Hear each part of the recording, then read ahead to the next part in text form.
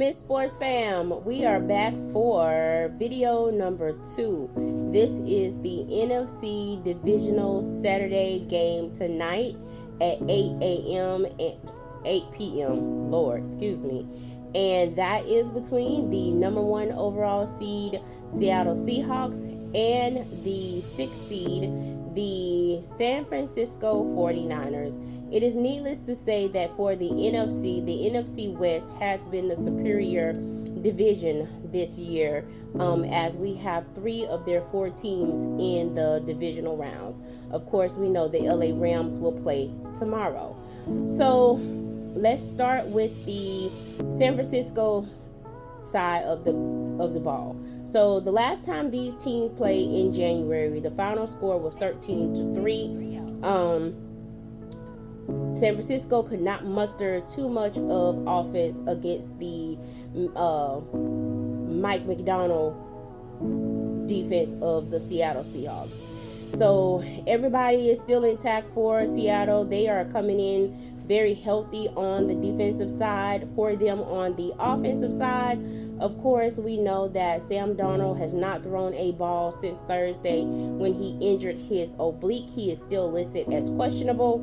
So we will see what happens with him throwing the ball, especially it's around 47 degrees, I think now. Last time I looked at the weather report, and it should be around that, and of course dropping as the night goes on for the game.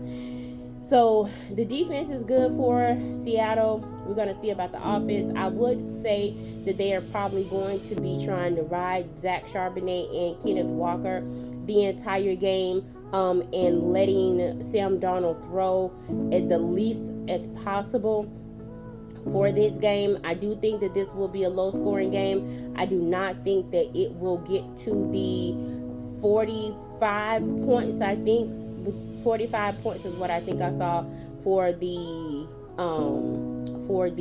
total points for the game the last time I looked at the sports book. So I don't think that they will get to that point. I think, as we see, the last games have been low scoring. I don't even know if we'll see 30 points again. You know, we didn't see 30 points the last time. We only saw 20. We only saw 16 actually.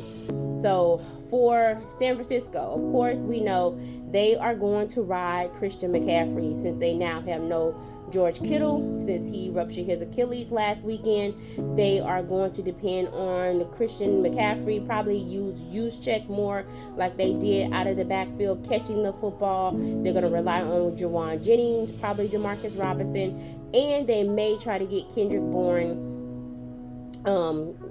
in the game as well.